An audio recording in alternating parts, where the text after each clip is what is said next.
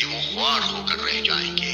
سلیمان نے کہا، اے اہل دربار، تم میں سے کون اس کا تخت میرے پاس لاتا ہے قبل اس کے کہ وہ لوگ مطیع ہو کر میرے پاس حاضر ہوں؟ جنوں میں سے ایک کبھی ہیکل نے عرض کیا، میں اسے حاضر کر دوں گا قبل اس کے کہ آپ اپنی جگہ سے اٹھیں۔ میں اس کی طاقت رکھتا ہوں اور امانت دار ہوں۔ جس شخص کے پاس کتاب کا ایک علم تھا وہ بولا، میں آپ کی پلک جھپکنے سے پہلے اسے لائے دیتا ہوں۔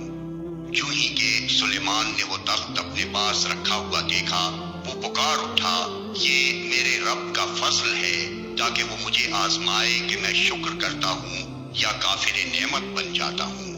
اور جو کوئی شکر کرتا ہے اس کا شکر اس کے اپنے ہی لیے مفید ہے، ورنہ کوئی ناشکری کرے تو میرا رب بے نیاز اور اپنی ذات میں آپ بزرگ ہے۔ سلیمان نے کہا، انجان طریقے سے اس کا تخت اس کے سامنے رکھ دو، دیکھیں وہ صحیح بات تک پہنچتی ہے یا ان لوگوں میں سے ہے جو راہ راست نہیں پاتے۔ ملکہ جب حاضر ہوئی تو اس سے کہا گیا، کیا تیرا تخت ایسا ہی ہے؟ وہ کہنے لگی، یہ تو گویا وہی ہے، ہم تو پہلے ہی جان گئے تھے اور ہم نے سر اطاعت جھکا دیا تھا یا ہم مسلم ہو چکے تھے۔ اس کو ایمان لانے سے جس چیز نے روک رکھا تھا وہ ان معبودوں کی عبادت تھی جنہیں وہ اللہ کے سوا پوجتی تھی، کیونکہ وہ ایک کافر قوم سے تھی۔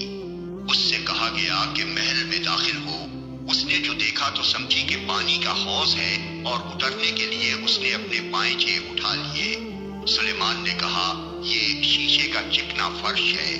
اس پر وہ پکار اٹھی، اے میرے رب، آج تک میں اپنے نفس پر بڑا ظلم کرتی رہی اور اب میں نے سلیمان کے ساتھ اللہ رب العالمین کی اطاعت قبول کر لی۔ اور سمود کی طرف ہم نے ان کے بھائی صالح کو یہ پیغام دے کر بھیجا کہ اللہ کی بندگی کرو، تو یکایک وہ دو متخاصم فریق بن گئے۔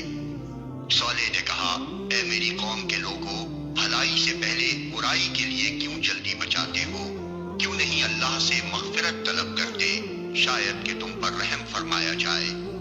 انہوں نے کہا، ہم نے تو تم کو اور تمہارے ساتھیوں کو بدشگونی کا نشان پایا ہے۔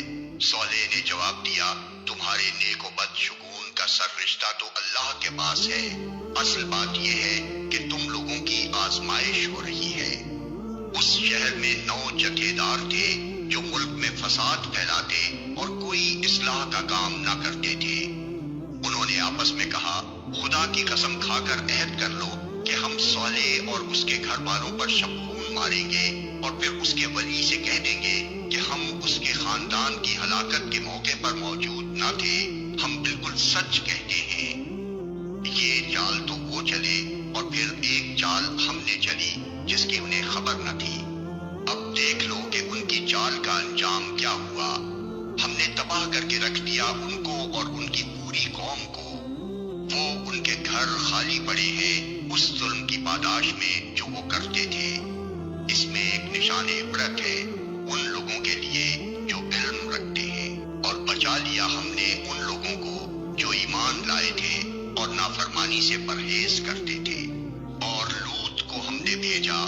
یاد کرو وہ وقت جب اس نے اپنی قوم سے کہا، کیا تم آنکھوں دیکھے بدکاری کرتے ہو؟ کیا تمہارا یہی چلن ہے کہ عورتوں کو چھوڑ کر مردوں کے پاس شہوت رانی کے لیے جاتے ہو؟ حقیقت یہ ہے کہ تم لوگ سخت جہالت کا کام کرتے ہو۔ مگر اس کی قوم کا جواب اس کے سوا کچھ نہ تھا کہ انہوں نے کہا، نکال دو لوط کے گھر والوں کو اپنی بستی سے، یہ بڑے پاک باز بنتے ہیں۔